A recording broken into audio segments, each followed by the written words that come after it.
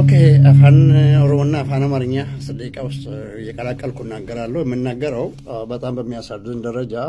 የተወሰነ ተማርኩ ባዩ ኦሮሞ ቡድን ተማርኩ ባዩ አማራ ወይንም አማራ ነፃ አውጪ በሶሻል ሚዲያ ለምታደርጉት ነገር I don't know መማር እንዲህ ከሆነ የበርኖን ያካከነታዬ Yo sabbontumman biyyoolessaata'u sabbontumman gandummaa kana ta'e waan kana keessa dabarre alfanibbanno yaayyenoo kanaaf dubbiin Oromoo keessatti uumame waan hedduu nama gaddisiisudha maaliif jennaan nu ijoollees miti nama karaarraa qabsoo sitti gore miti nama dhokatee qabsaa'es miti uumaan keenya sun ayyamne dalagatti gudala waan kanatti gallus nu fayyaadhaaf itti galle malee nama arrabsuudhaaf illee itti hin galle siyaasaadhaaf itti hin galle aangoodhaaf itti hin galle Google keessa gallu garuu karaan nun barbaanneef karaan nun beekne fuudhee Google siyaasa arginee jechuudha siyaasa adda bilisummaa Oromoo keessa argin naqee kan arge ani siyaasa gandaan arge nama gandaan wal fa'uun arge gandummaa hunda isaa keessa jira tokko maayildiidha fakkeenyaaf amma gandummaan Harargee maayildiidha itti aggressive miti nama miidhu mawuceedhuma ofii keessaati arrata waa guddaa dalagee darba malee kan Arsii aggressiveedha gandummaan maal jennaan gandummaan Arsii keessa jiru Juhaariin tolchee nama Araban ta'an nama Arabaa tolchee arrabsoorratti walitti bobbaanee jirra jechuudha nuyi warri Oromoo akka kootiin dhiisu waan akka kanaa isinis qaxaruun dhiistan islaamummaanis loluun dhiistan nuusi waan kana loluun dhiisu maal jenna kan gidduutti nama dhaabuu abbaan dabaa dhaabuu qabu jechuudha kanaaf Arsii keessa wanti dogoggora dalagame marsinarii bittan marsinarii nama Oromoon ta'an Oromoo dhalchuu dadhabdanii dubbiin Juhaariin jala deemanii nama abaaruu kun Juhaariin bakka bu'anii wanti inni tolchu tokko illee hin jiru nusi arrabsaan jiru ummatatti maa jirra yoo Oromoon bade kan balleessu kan lammaffaa aggressive naannummaan kan jiru aggressive naannummaan kan jiru naannoo Wallaggaa jira kan Wallaggaa kana Ilubbaa Boorii waa walitti siquu fi nuuf Ilubbaa Boorii fi Wallaggaa kanaan adda baana aggressionii kana hin qabnu macha Ilubbaa Boorii kan Wallaggaa kun immoo missionarii jaragalee waa qara'ee warra aangoo qabu wajjin ummata moomiti kun samma anillee ammoo Ilubbaa Booriin bakka bu'aa isaan jiru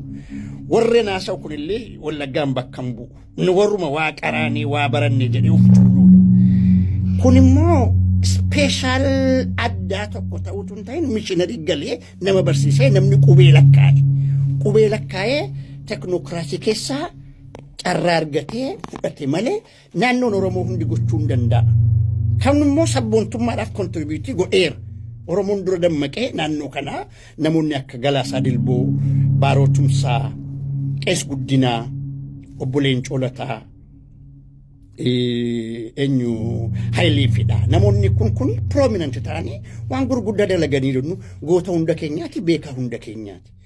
ergi Obbo Leencoodha as bu'ee gadi bu'ee asi gadaa.com irratti namni maqaan isaa Israa'el jedhamu Oromoo adda qixe nama Wallaggaati namni kun namni gadaa.com irratti editari ture kan Oromoo Qaaccaa Leencoo Shanee jedhee adda baasaa ture namuma naannoo kanaati ammas namuma naannoo kana laala malee nama Wallaggaa laalu Oromoon adda babaasu gadaa.com dhaaf soba waraana 20 Obbo Leencoon fixeedhaan eegale achi ka'ee girrisni Wallaggaa kana fudhatee yaa jechuudha mana hidhaattiin ture haakima dooktara waraanaan ture nama 20 miti nama 20 miti nama 20 bakka tokkotti du'uun agarree hin duunes soba kanarraa kan ka'e hayyuu namaa balaaleffataa baatan Obbo Leencoo utuu Obbo Leencoo balaaleffachuu baatanii gandaana baartu isaanillee by the way I know why you insulting kanaafi gandummaa achi horroo gimbii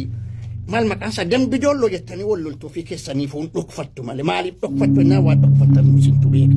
garuu amma wanti isin keessaa bahe wayyaanii jala galtan kun waan hamaa fiduuf ta'a tokko wanti kun yoonni isin butuche malee namni inni butuchuun jiru ummanni Oromoo ofirraa isin dhorka kun ogguun jedhu warri gartuu kana ooftan malee ummata Wallaggaatiin jedhaan jiru ummata wallaggaa kan gatii kaffalchiisaa jirtanu isi warra biyya alaa aguuggii feesbuukii aguuggii tiiktookii jala dhaabbattanii nama oromoo naannoo biraa arrabsitanu Tigrii bakka buufattan nu warri ulaa saddeetii siyaasaa fitne jedhee Tigriin bakka keessan bu'aasaa akka Tigriif gojjamuun man keessanis waan shakkii hin qabne obbo Abiyyuu Galataatu jedhe dura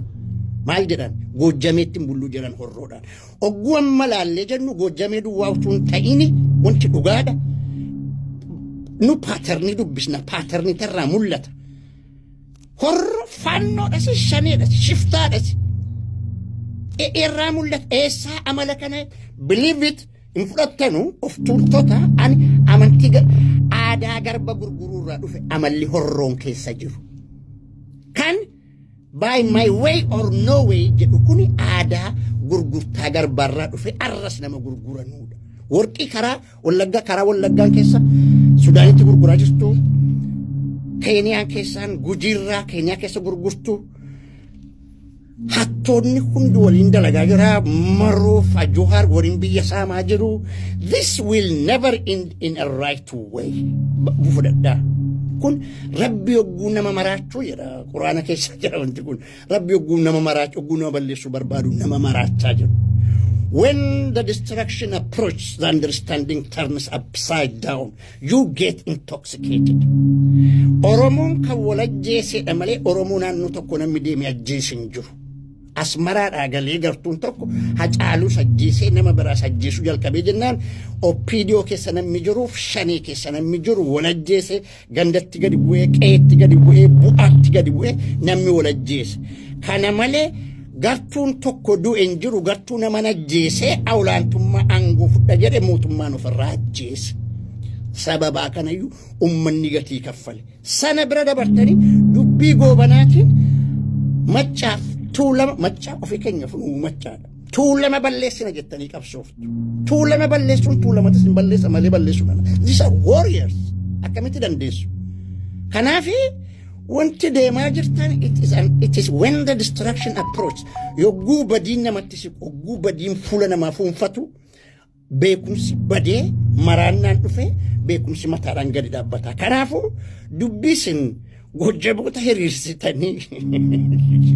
wayyaanee afaan oromoo barti hiriirsitanuu dubbii wayyaanee nu wayyaanee wajjin akka haasaamu gorsina wayyaanee wajjin haasaamee jarri kun wayyaanonni kun biyya jaraatti galuu yookiin nagaa godhatanii jiraatu malee ofii keessanii loluu dadhabdanii akkuma Arsiin Johaariin nutti bite Wallagga immoo wayyaanee nutti bitaa jira jechuudha kun oromoon tokko illee fudhatu Johaariin illee fudhatu wayyaanee Wallaggaa illee fudhatu oromoon dubbii isaa oromoo gidduutti everything deebi'a Wallagga wayyaanee nutti bitaa jira Arsiin Johaariin nutti bite kun maal jechuudha it is very mee maalumayyuu barre cunqursaa waggaa 150 jettu waggaa 200 maal barre ergi namnu marsinarii bitatee marsinariidha wayyaanonni Wallagga keessa loluu barbaadan akka warra nu ciniineera arma warra nu ciniineera jaraaf hawaasa jaraatiif illee bu'aan qabu jechuudha kanaafuu namoonni Wallaggaa taatanu naannoo biraa dubbii jaba Arsiin dhaluu barbaade dadhabee Johaariin nutti bite Wallagga goota dhabee wayyaanee nutti bitaa jira where is your bravery why don't you fight us ismaan haasofne ismaan lolle so ifaat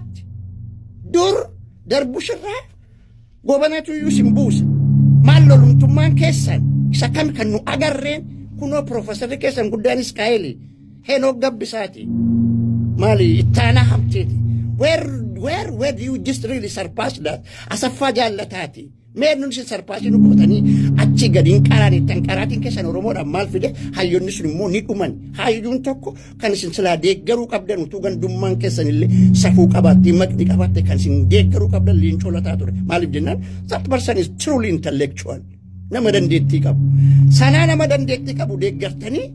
safuu kan godhattanu ganda keessa deemtanii wayyaaniif maariyaamaawitiin nama guddaa godhattanii maariyaamaawitiin interviewsiin godha do you know what Magedo honachu Magedo qoraan YouTube Facebook fi ijoollee gaazexeenyaa maraatiif isaatii taatan mal maqaasa muka yookiin immoo muka qoraan